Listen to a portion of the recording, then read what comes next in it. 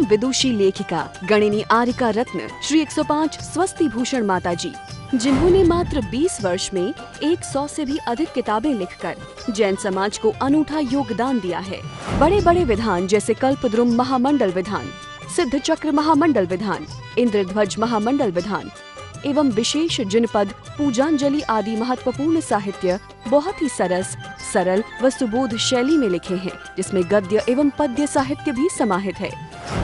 इन महान साहित्यों को पढ़कर आप भी अपने ज्ञान का विकास कर सकते हैं। साहित्य प्राप्त करने हेतु आज ही संपर्क करें।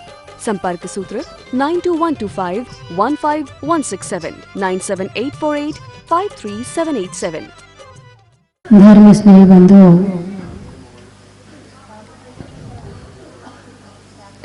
आप अपने आप से प्रेम करते हो क्या? अरे बोलिए ना, आप अपने आप से प्रेम करते हो क्या? हाथ उठाओ। कौन कौन अपने आप से प्रेम करता है? देखते नहीं है अपने आप से प्रेम करने वाले कौन कौन है? आप लोग बैठ सकते हैं? हाँ बैठ जाओ। यदि बैठ सकते हैं तो बैठ जाओ, बहुत अच्छी बात है। सच बताओ, आप अपने आप से प्रेम करती हो? फिर पूछ रही हूँ, मेरा प्रश्न है, मैं प्रश्न सीधा बिल्कुल नहीं पूछती हूँ। अच्छा चलो, कोई किसी से प्रेम करता है तो उसके लिए कुछ ना कुछ जरूर करता है। कोई किसी से प्रेम करता है तो कुछ ना कुछ जरूर करता है। आप अपने लिए क्या क्या करती हो? भोजन करती हो? अरे बोलिए ना भाई, प्रेम करते तो कुछ ना कुछ तो करेंगे ना अपने लिए। प्रेम करने में जो कुछ होता है उसमें भोजन करते हो, सजते हो, संवरते हो, अच्छे अच्छे कपड़े खरीदते हो, हैं? शरीर बीमार हो जाए तो इलाज करवाते हो, है ना? और फिर बच्चों से प्रेम करते हो, अपने लिए करते हो कि बच्चों के लिए करते हो? प्रश्न बढ़ा, निशाना कहीं और है और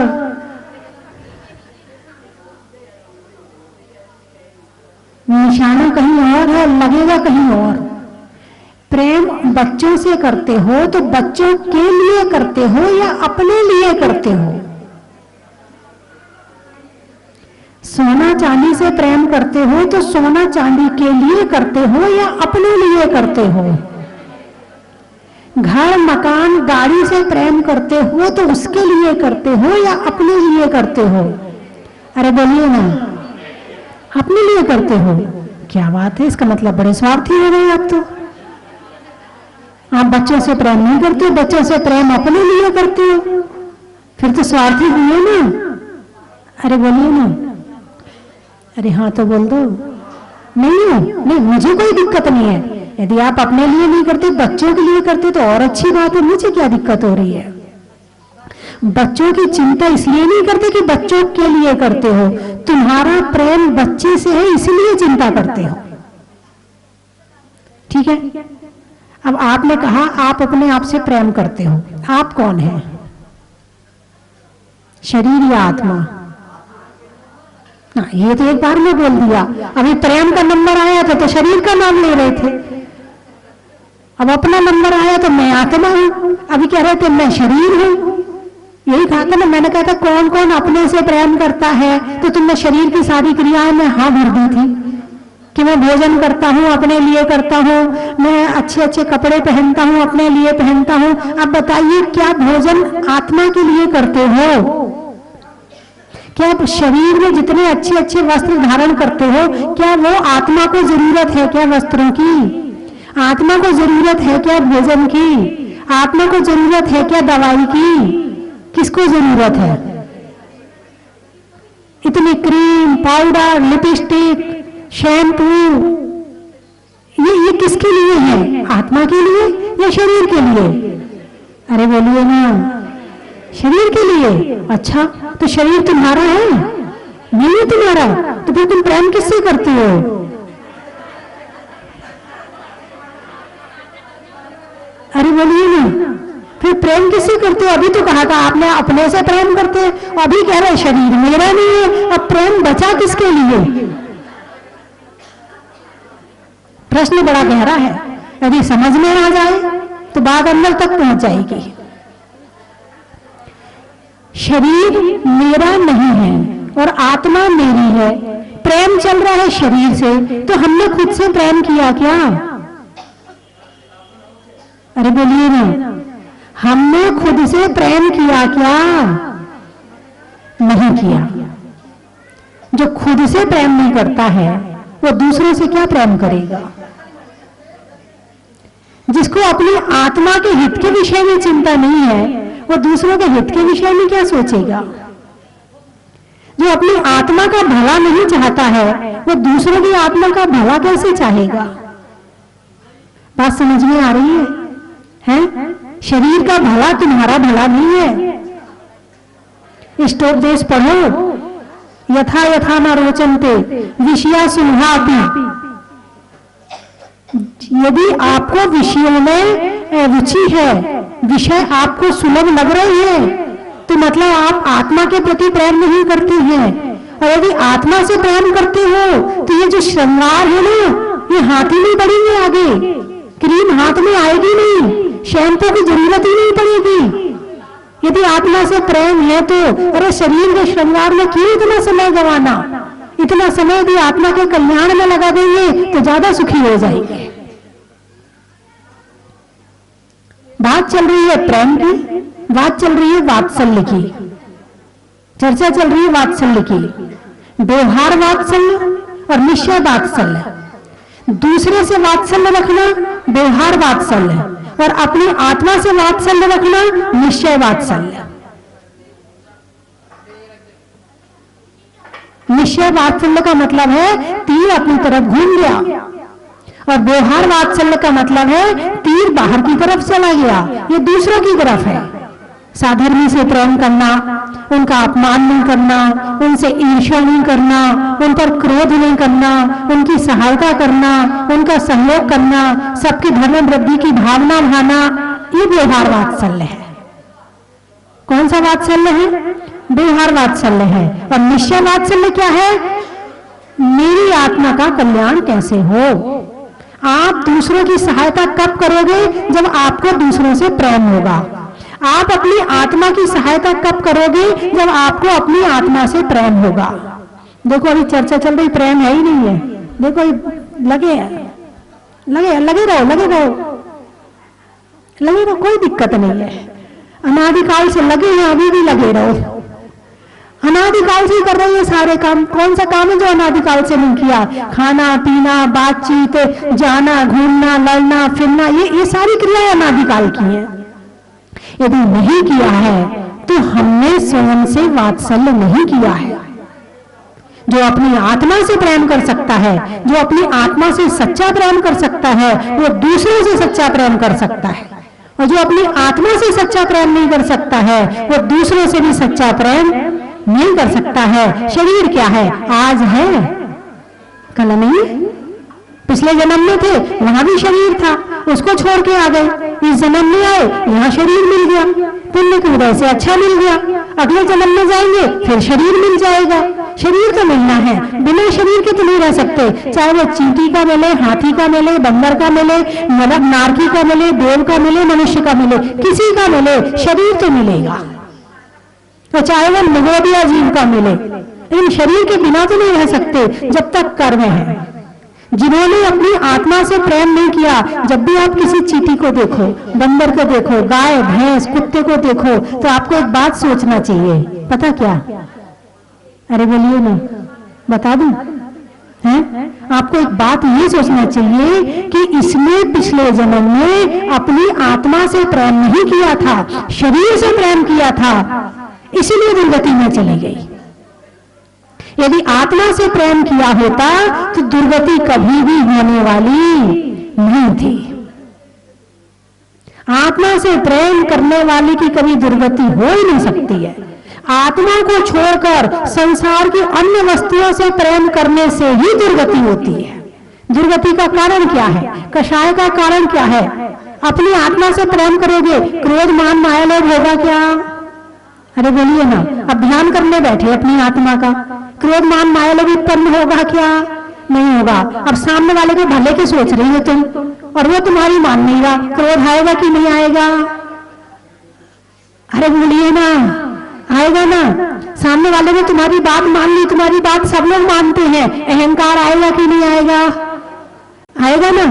है यदि मान लो बात नहीं मान रहा है और आपको किसी न किसी तरह से मनवाना है उससे, तो मायाचारी करोगे कि नहीं करोगे? करोगे ना। है और दूसरे से बात मनवाने के लिए आप धन संपत्ति प्रभाव सबका प्रयोग करोगे, तो लोभ हुआ कि नहीं हुआ? बाहर से प्रेम करने में 4 कषाय और 5 पाप होती हैं, लेकिन अपनी आत्मा से प्रेम करने में न कषाय होती है न पाप होते हैं। एक सच्चा प्रेम होता है। सारी दुनिया से अनंत काल से प्रेम किया है, अनंत काल से मोह किया सारी दुनिया से। यदि नहीं किया है तो केवल अपनी आत्मा से प्रेम नहीं किया है। एक बार इस जन्म में एक बार प्रेम करके देखो, कल्याण हो जाएगा। भगवान महावीर ने क्या किया था? अरे बोलिए ना। अपनी आत्मा से प्रेम किया था ना। यानी सामने वाला जैसे तुम्हारा छोटा सा बच्चा है, अब अभी बच्चे से प्रेम करती तो उसके भले के लिए क्या क्या करोगी? अच्छे कपड़ा, खाना, अच्छा स्कूल, ट्यूशन, उसका ध्यान रखना, उसकी हर चीज का ध्यान रखना, सोने का, उठने का, बैठने का, यही तो करोगे। ठीक है ना। अब अपनी आत्मा से प्रेम होगा तो क्या करना पड़ेगा? ध्यान, सामायिक। बाहर से रिश्ता टूट गया और आंख बंद करके बैठ गए, लगे ही अपने आप से प्रेम करने में, चिंतन मनन चल रहा है। यदि दूसरों से प्रेम करते हैं तो इनके विषय में सोचते हैं। अरे बोलिए ना। यदि आपने किसी से प्रेम किया है तो उसके विषय में सोचते हैं ना, विचार आते मन में। विचार आते कि नहीं आते हैं? चलते रहते, घूमते रहते हैं विचार। उसकी जो क्रियाएं हैं, उसकी आदत है, उसकी बातें हैं, उसके रहने का ढंग है, वो सारी चीज तुम्हारे दिमाग में घूमती है, क्योंकि आपने उससे प्रेम किया है। और आपने यदि अपनी आत्मा से प्रेम किया है तो आपके मन में आत्मा के विचार आएंगे। किसके विचार आएंगे? आत्मा के विचार आएंगे। तो अपनी आत्मा से वात्सल्य करना, प्रेम करना निश्चय वात्सल्य है, और दूसरों से वात्सल्य करना व्यवहार वात्सल्य है। व्यवहार वात्सल्य की शिक्षा तो आज तक बहुत दी गई है, लेकिन निश्चय वात्सल्य तक पहुंचने के लिए व्यवहार वात्सल्य जरूरी है, और व्यवहार वात्सल्य को फीलिंग में लाने के लिए निश्चय वात्सल्य जरूरी है। मेरी बात समझ में आई कि नहीं आई? आप किसी से, अच्छा एक व्यक्ति बता दो जिससे आप सच्चा प्रेम करते हो। चलो तुम बाहर की बात कर रहे हो, तुम बाहर से प्रेम करते हो, तो कोई एक बता दो जिससे तुम सच्चा प्रेम करते हो, आज तक उसकी बुराई ना की हो, आज तक उसकी निंदा ना की हो, आज तक उसके लिए बुरा नहीं सोचा हो। कोई एक का नाम बता दो तुम्हारे जीवन में कोई हो तो।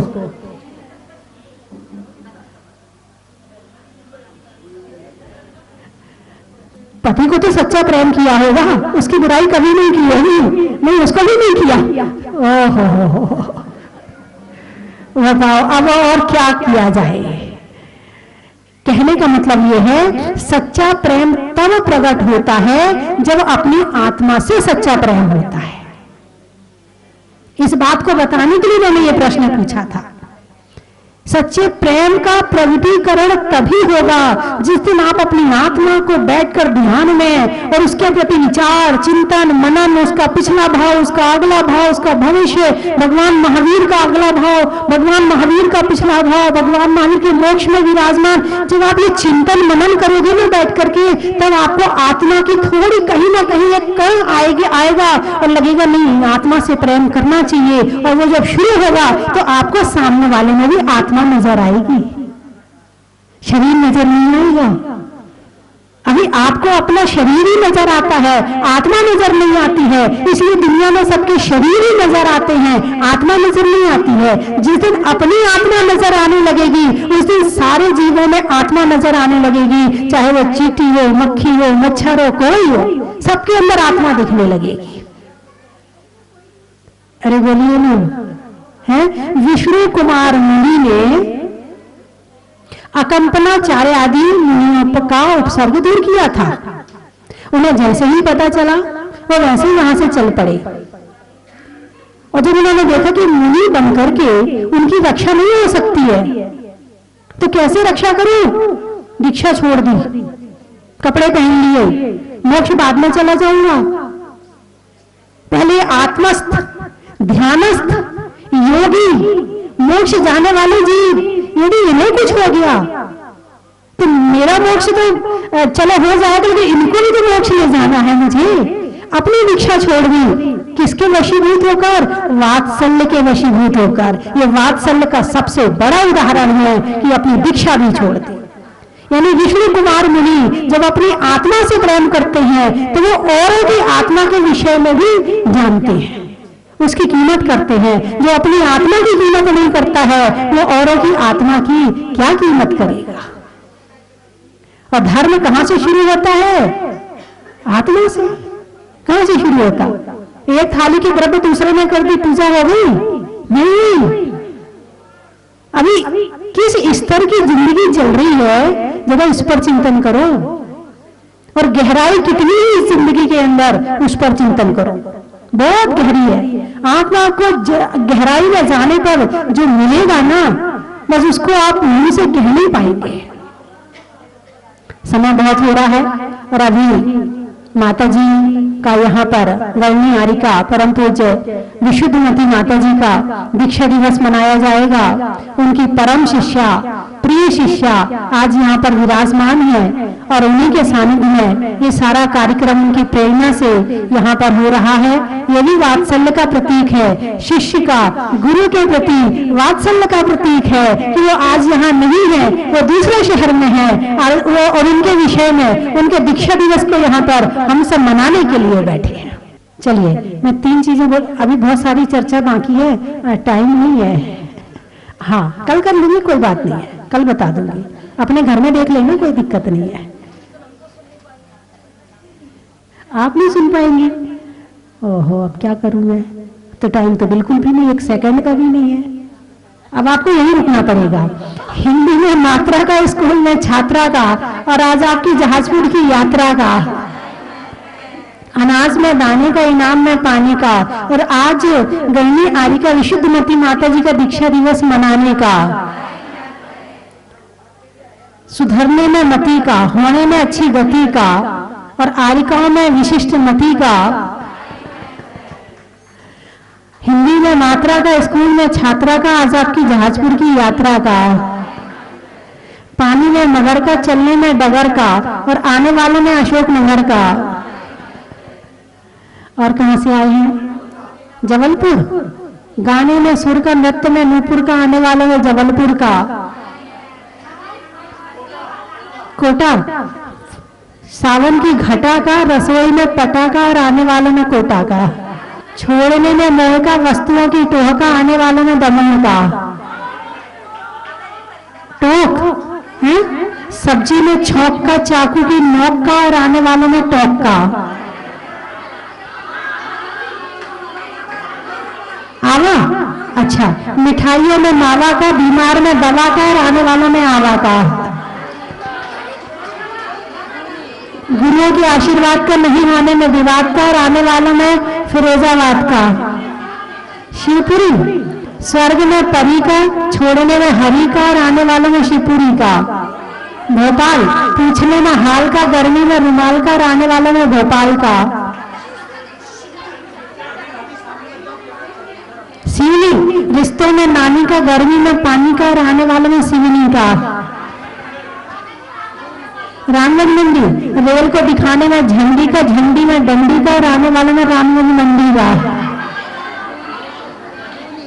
दूनी है, अच्छा, चाय की छन्नी का, बारात में बन्नी का, और आने वालों में दूनी का।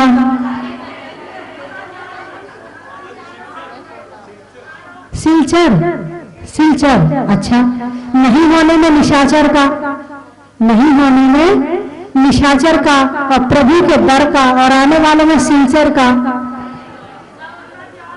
आराम, व्यापारियों में फोन का, प्रश्नों में कौन का, और आने वालों में आराम का। भीलवाड़ा, अच्छा। महिलाओं में कड़ा का, गर्मी में घड़ा का और आने वालों में भीलवाड़ा का। फूल में कली का, तपस्या में बाहुबली का, आने वालों में डोबली का। दवाइयों में डावर का, दवाइयों में डावर का और गाय के गोबर का, और आने वालों में सावर का। बोले 24 भगवान की। आइए पक्ष में विराजमान परम पूज्य बाल ब्रह्मचारिणी सर्वाधिक दीक्षा प्रदात्री मम गुरुवर्या गण्य का श्री विशुद्धमती माता के चरणों में सत्सदबंधन। प्रत्यक्ष में विराजमान गण्य का श्री स्वस्तिभूषण माताजी एवं समस्त सभी माता जी, धर्म प्रकाश भव्यात्मा माता और बहनों भाइयों,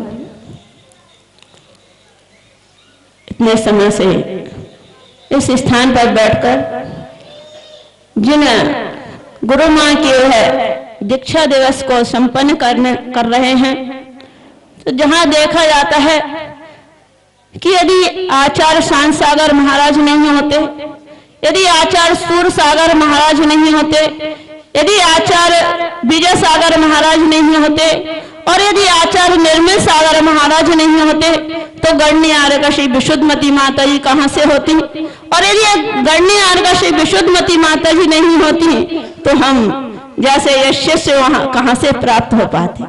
तो ऐसी है गण्य आर्य श्री विशुद्धमती माता जी, जिन्होंने अपना वात्सल्य उस मां से अधिक हम लोगों को दिया, परंतु यह ज्ञात नहीं था कि कभी मां का साथ भी हमसे छूट जाएगा। कहा जाता है गुरु की महिमा बढ़नी न जाए, गुरु नाम मन बचो, गुरु नाम जपो मन वचन काए। गुरु की महिमा को हम वचनों के माध्यम से नहीं कह सकते। गुरु को प्रति समय मन वचन काय से यदि उनका स्मरण करते रहें, गुरु को यदि हम अपने हृदय में वह स्थान दे दें, तो हमारा कहीं भी किसी प्रकार का कोई हमें असफलता प्राप्त होने वाली नहीं है। इसलिए गुरु का वह वरद हस्त हमारे मस्तक पर हमेशा बना रहे, चाहे वो हमारे पास हो या हमसे दूर हो, परंतु उनका वह आशीर्वाद, उनका वह वरद हस्त हमारे मस्तक पर यदि बना रहेगा तो हम हमेशा अपने सब कार्य में, अपनी हर सफलता में सक्षम रहेंगे। इन्हीं शब्दों के साथ मैं तो वीर प्रभु से यही प्रार्थना करती हूँ कि जब तक गुरु माँ को वह मोक्ष की प्राप्ति न हो, जब तक वह सिद्धालय में पहुंचे, जब तक उनका और मेरा साथ कभी न छूटे। अभी छूट गया तो कोई बात नहीं, क्योंकि उनका भी रहस्य, उसे अलग करने में भी उनका कोई रहस्य है। क्योंकि धर्म का प्रचार यदि जब तक गुरु अपने शिष्यों को आगे नहीं बढ़ाएगा, गुरु यदि अपने पास ही शिष्यों को बनाए रखेगा, तो वह धर्म का प्रचार और प्रसार कैसे कर सकता है। इसलिए उन्होंने मुझे अपना आशीर्वाद दिया, उन्होंने अपना वह पद मुझे दिया कि अपने समान तो उन्होंने मुझे 33 साल पहले ही बना दिया था, क्योंकि गढ़नी पर आर्य का पद मुझे 33 वर्ष पहले ही उन्होंने दे रखा था। उनके कर कमलों से मैंने 89 में आर्य का पद लिया, परंतु उन्हें यह मंजूर नहीं था कि वह हमेशा यही कहती थी, कब तक तुम मेरे पास रहकर, कब तक मेरी सेवा करके ही अपने जीवन को समाप्त करोगी।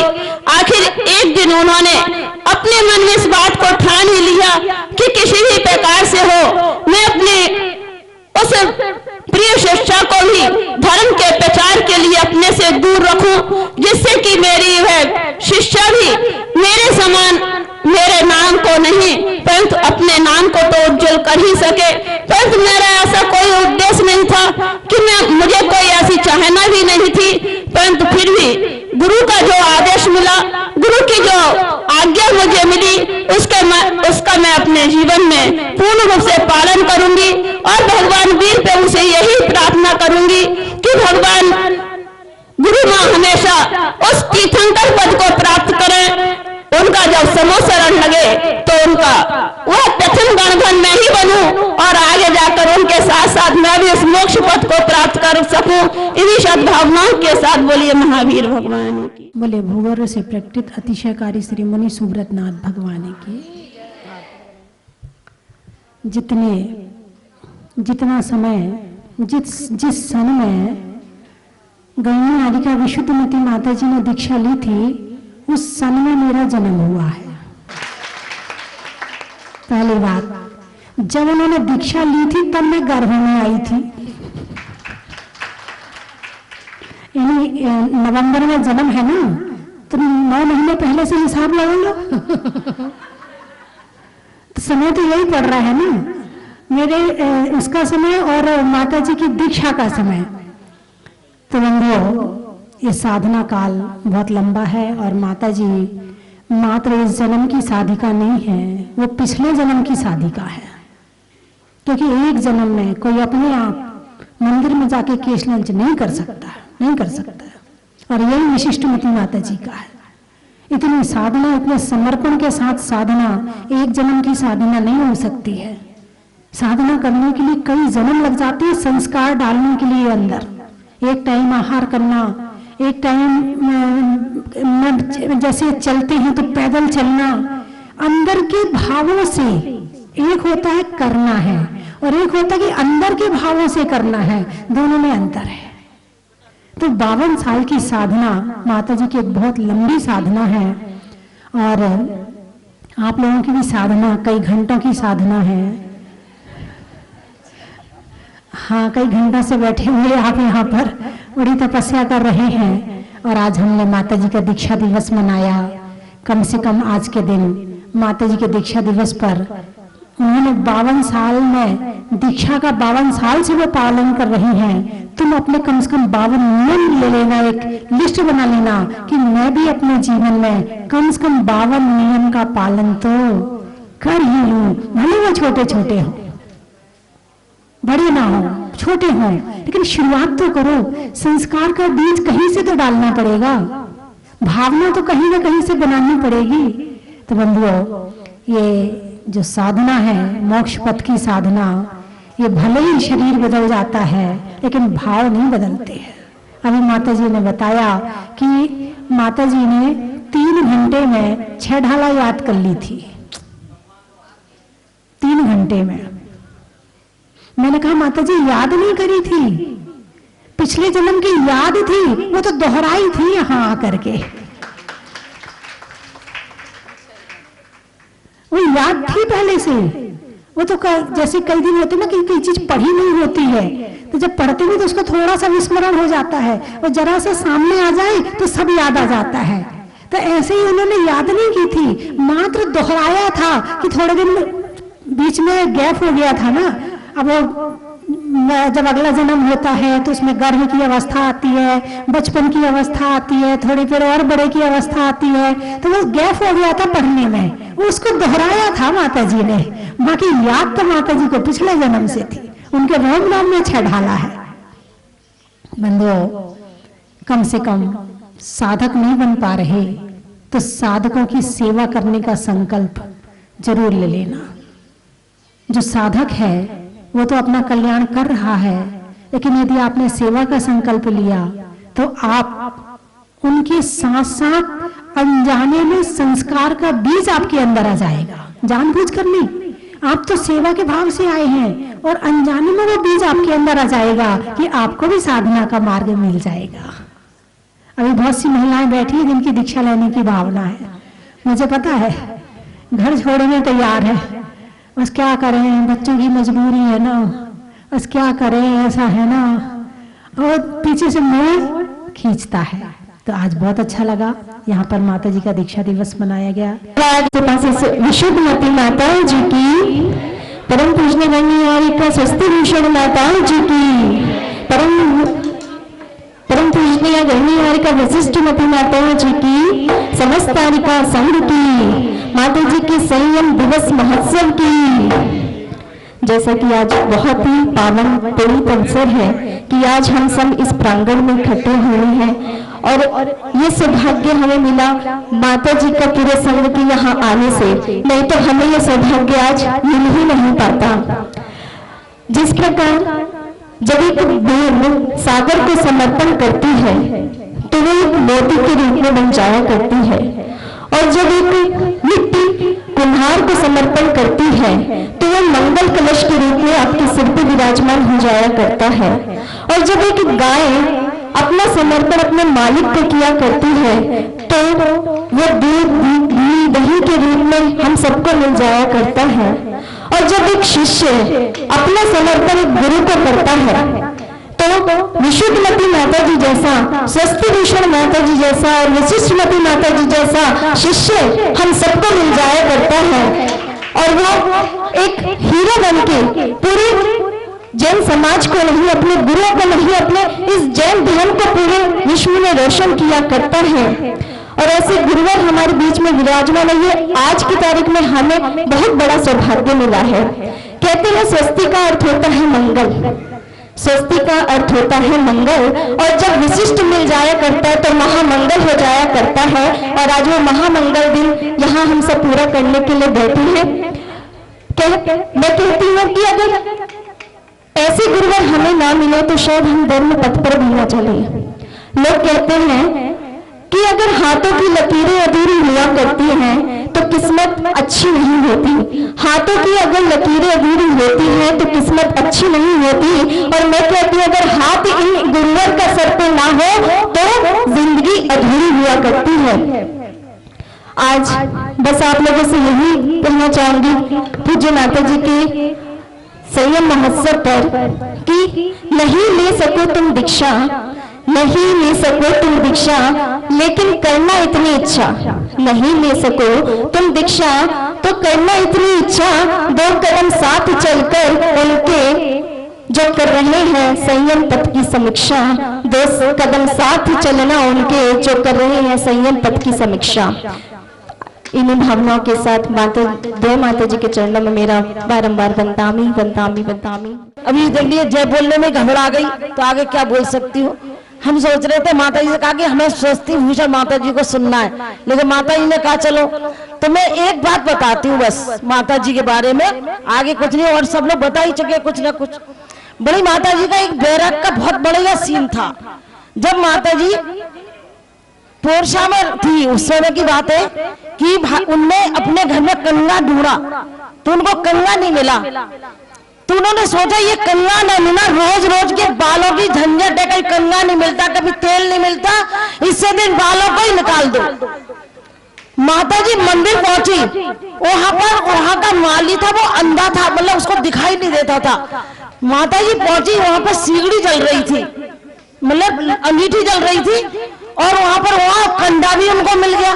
उन्होंने सोचा आज तो मुझे बालों को निकालना ही है हर हालत में। उन्होंने कंडा लिया और अन्नी पर रख दिया, धीरे धीरे धीरे धुआं होता रहा, कंडा जलकर राख हो गया। फिर उन्होंने जैसे ठंडा हुआ ना राख बना ली और राख लेकर के केस रोज करने बैठ गई। गुरु माँ विशुद्ध महान है, जिन शासन के शान है, त्याग तपस्या ही गुरु माँ की पहचान है। गुरु माँ विशुद्ध महान है, जिन शासन की शान है, त्याग तपस्या ही गुरु माँ की पहचान है। गुरु निर्मल सागर कर कमलों से आर्य का पद को पाया है, आर्य का पद को पाया है। गुरु निर्मल सागर कर कमलों से गणनी पद को पाया है, गणनी पद को पाया है। नाम मात्र भी पद का मान तनिक नहीं आया है, मान तनिक नहीं आया है। जीवन विनय प्रधान है, गुण रत्नों की खान है, त्याग तपस्या ही गुरु माँ की पहचान है। दुर्लभ है दर्शन आपके, दुर्लभ है दर्शन आपके, आप किसको नसीब होते हैं। दुर्लभ है दर्शन आपके, आप किसको नसीब होते हैं। आप जिसके करीब होते हैं वे बड़े ही खुश नसीब होते हैं, आप जिसके करीब होते हैं वह बड़े ही खुश नसीब होते हैं। दुनिया में ऐसा कहाँ सभी का नसीब है, कोई कोई अपने गुरु के करीब है। दुनिया में ऐसा कहाँ सभी का नसीब है। कोई बुझा चाहे दीपक सारी, गुरु ही दिखाए आके राहों में तारे।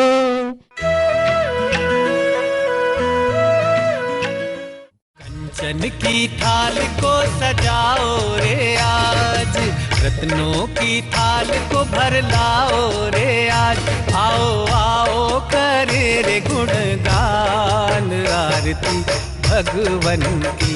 आओ आओ करे गुणगान आरती भगवन की।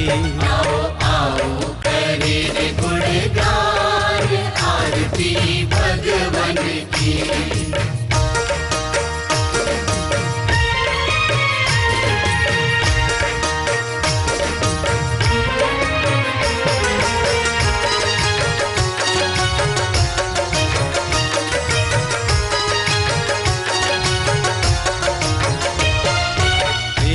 सुमित्र के राज दुलारे, माँ पद्मा जी के नैनों के तारे। पिता सुमित्र के राज दुलारे, माँ पद्मा जी के नैनों के तारे। राजगृही में जन्म लियो आप, राजगृही में जन्म लियो आप। आओ आओ मनाए खुशी आज आरती भगवन की। आओ आओ करे गुणगान आरती भगवन की। परम विदुषी लेखिका गणिनी आरिका रत्न श्री 105 स्वस्ति भूषण माता जी, जिन्होंने मात्र 20 वर्ष में 100 से भी अधिक किताबें लिखकर जैन समाज को अनूठा योगदान दिया है। बड़े बड़े विधान जैसे कल्पद्रुम महामंडल विधान, सिद्ध चक्र महामंडल विधान, इंद्रध्वज महामंडल विधान एवं विशेष जिनपद, पूजांजलि आदि महत्वपूर्ण साहित्य बहुत ही सरस, सरल व सुबोध शैली में लिखे हैं, जिसमें गद्य एवं पद्य साहित्य भी समाहित है। इन महान साहित्यों को पढ़कर आप भी अपने ज्ञान का विकास कर सकते हैं। साहित्य प्राप्त करने हेतु आज ही संपर्क करें। संपर्क सूत्र 9212515167, 97848533787।